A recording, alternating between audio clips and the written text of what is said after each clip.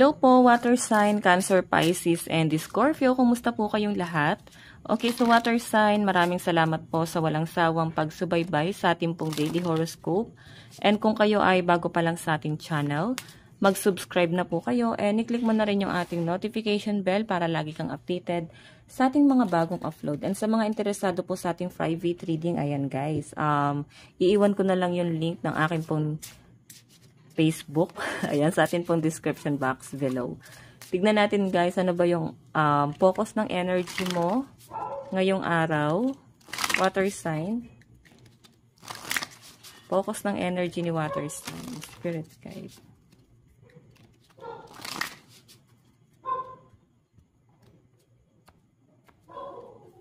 Focus ng energy po.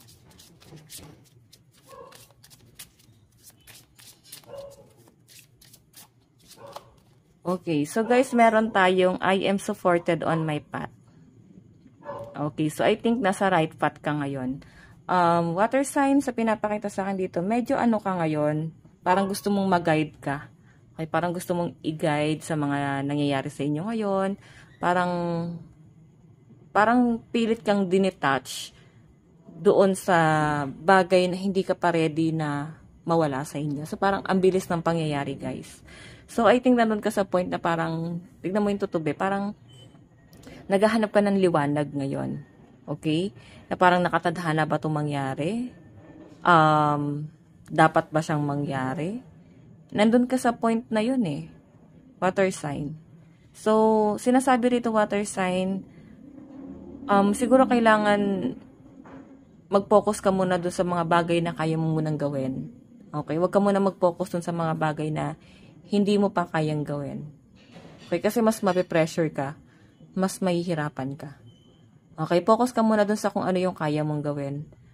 Water sign. And I think, ayan, nakasupport sa inyo yung mga gabay mo. Parang feeling mo, parang di mo alam yung gagawin mo ngayon. Okay? Ang daming mong iniisip. Okay? So, pero sinasabi sa akin dito guys, ayan, parang pinagdadasal na lang ng mga water sign, yung mga nangyayari dito. And ang nakalagay dito guys, yung bottom of the deck is, my light attracts light. Okay, tama yan guys. Think positive lang. Okay? Sa pinapakita sa akin guys, parang ginagabayan ka ng mga gabay mo. Kung sa tingin mo guys, nakaka-down, nakaka-drain yung etong ghost month, no? Siguro guys, may dahilan kung bakit siya nangyayari. Okay, may dahilan. Tingnan pa natin. Tignan natin guys, overall energy po. Overall energy. Yung water sign.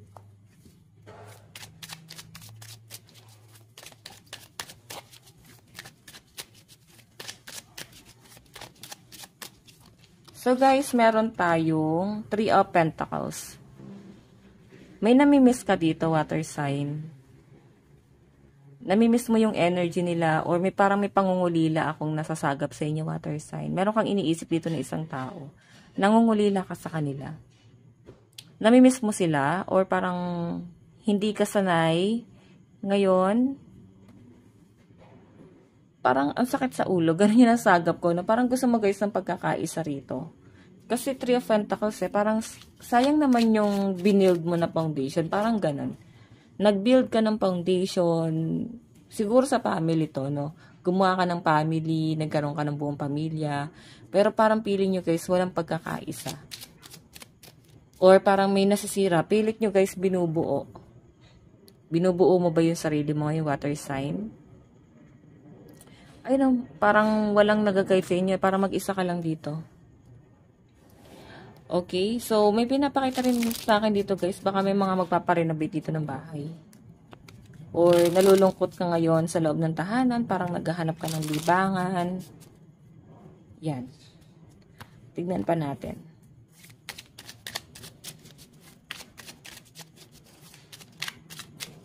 Meron tayong the Fool.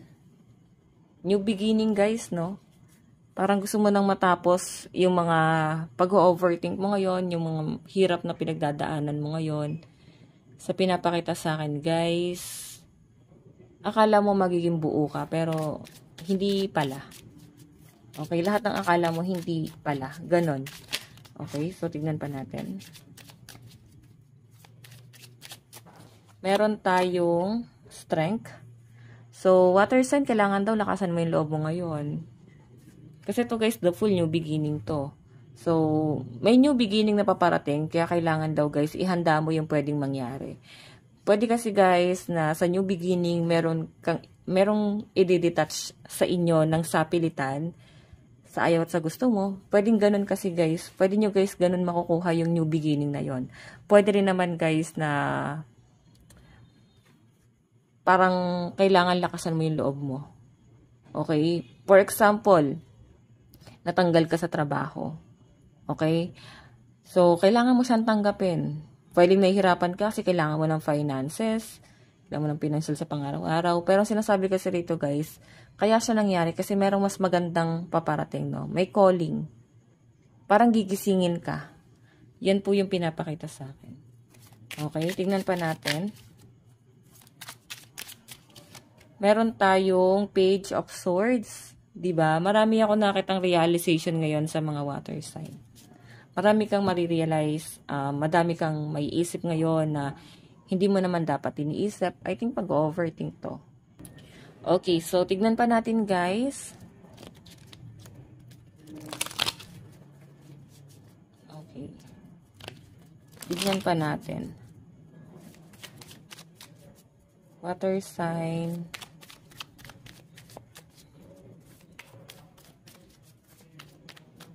So, meron po tayong 8 of Pentacles. May nakikita ko guys, blessing na paparating sa inyo. Ayan o. Parang merong magbibigay sa inyo ng pera or meron kang inaantay na pera dito. 8 of Pentacles kasi guys, pwedeng may nawala sa inyo, malaking halaga or malaking tao or pwedeng opportunity, malaking bagay sa inyo yung bagay na yun. Pero, merong mas magandang paparating. Okay? So, tignan pa natin guys, meron tayong 4 of Cups, ayan. Or pwede naman guys, ayun nga, sabi ko sa inyo, may nawala sa inyo na pinanghihinayangan mo ngayon. Pwedeng pinagsisisihan mo ngayon. 4 of Cups. Nakikita ko nasasaktan ka ngayon. Okay? So, water sign ko, ano man itong mga disappointment mo ngayon, ano man itong pinaghihinayangan mo na nawala sa inyo. So, malinaw na pinapakita sa akin na merong mas magandang paparating. Okay, I think, ito nga sabi ko sa inyo, yun o. Nasa right path kay.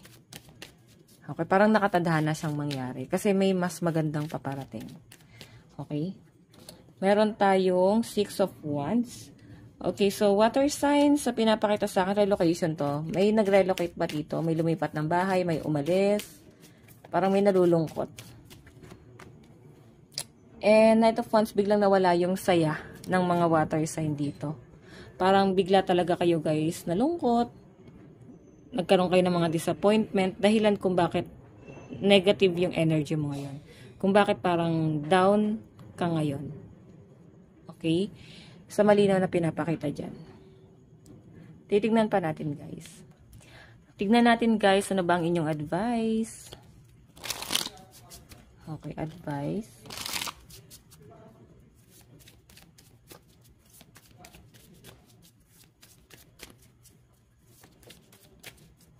Parang may umalis talaga guys, no? Ay, nalulungkot ka ngayon eh. Nanghihinayang ka sa mga nawala sa'yo. Parang ang daming bagay na parang pwedeng ikalugmok or ikalungkot mo sa bagay na to. Pero I think, kailangan mo lakasan yung loob mo. Kasi nga, nasa right path ka eh. Okay, so, kung may negative na nangyayari guys, parang nakatadhana siyang mangyari kasi may mas malaking calling. Okay, advice. Meron tayong spend time with friends. Okay, so iba sa inyo guys, ayan, mag-spend ka ng time together with your friends or family. Pero mas malinaw guys sa mga kaibigan. Makihalubilo ka, magpakasaya ka, enjoy mo yung buhay. Hindi mo kailangan malugmok, guys. Malugmok, no? So, makipagkwentuhan ka, pag-usapan nyo ano yung mga nangyayari, ganap sa buhay nyo ngayon. So, may pagkait sa sarili mo na mag-me time. So, parang ito na guys yung chance nyo para mag-me time. Pwede sa tagal ng panahon na napagod ka, ngayon na yung pahinga mo. Okay, lucky number mo is 49 and 30. Ito lang po ang inyong reading. Bukas po ulit. God bless and love you all. Bye-bye.